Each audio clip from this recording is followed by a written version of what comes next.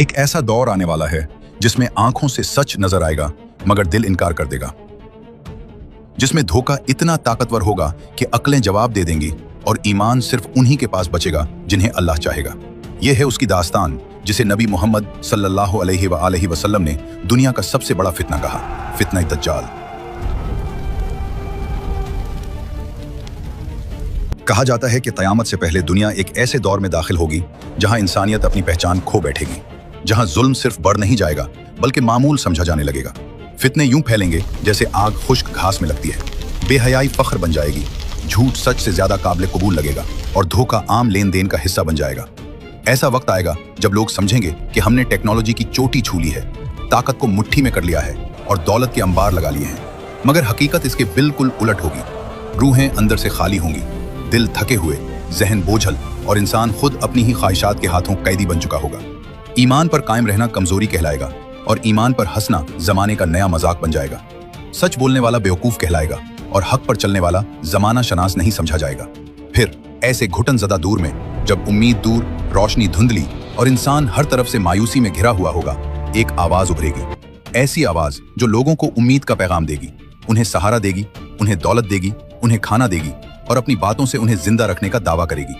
और इसी धोखे वाली रोशनी में एक ऐसी शख्सियत सामने आएगी जिसके बारे में नबी मोहम्मद सल्लल्लाहु अलैहि वसल्लम ने फरमाया, आदम के जमाने से कयामत तक कोई फितना दज्जाल से बड़ा नहीं।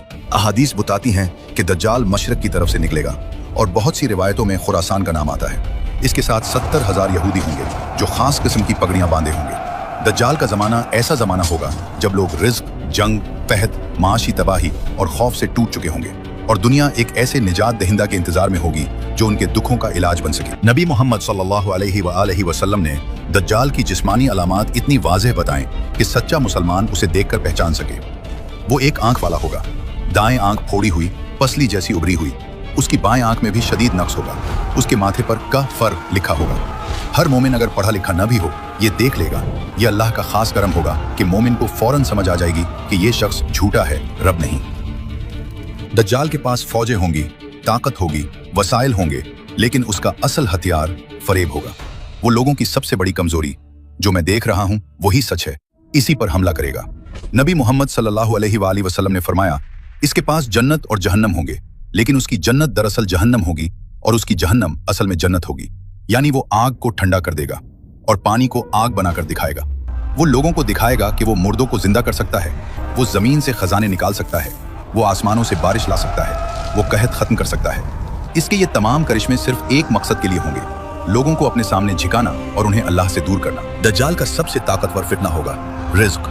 जो उसकी बात मानेगा उस पर बारिश भी बरसेगी, खेतियां भी उगेंगी, दूध भी भरेगा और माल भी बढ़ जाएगा। और जो उसका इनकार करेगा उसकी जमीन बंजर हो जाएगी, पानी खुश्क हो जाएगा और खाना नापैद हो जाएगा। ये वो लम्हा होगा जब कमजोर दिल कहेंगे, इसके बगैर तो जीना ही मुमकिन नहीं, और यही इसके फितने की जड़ है। वो ऐलान करेगा, मैं रब हूं। दुनिया हिल जाएगी, फजा जैसे लरज उठेगी और फिर दज्जाल पूरी शान, गुरूर और फरेब के साथ खड़ा होकर दोबारा पुकारेगा, मैं तुम्हारा रब हूं। इसके अल्फाज जहर की तरह लोगों के दिलों में उतरते जाएंगे। इसके करिश्मे, इसकी आंखों में चमकती अजीब सी ताकत और इसके हाथों से होने वाले गैर मामूली काम लोगों के दिलों में शक पैदा करेंगे।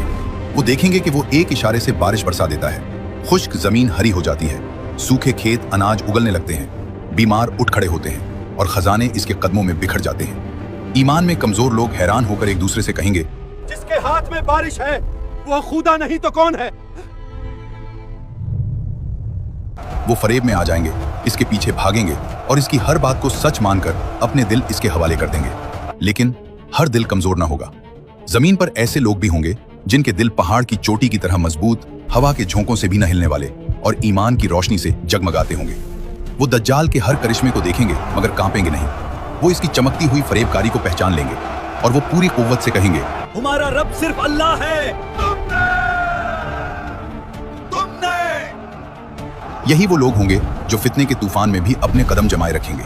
नबी मोहम्मद सल्लल्लाहु अलैहि वसल्लम ने बताया कि एक बहादुर नौजवान उसके सामने खड़ा होगा। दज्जाल उस नौजवान को कत्ल करेगा। लोग चीखेंगे, देखो वो जिंदा नहीं रह सकता था। फिर दज्जाल उस नौजवान को दोबारा जिंदा करता हुआ दिखाएगा।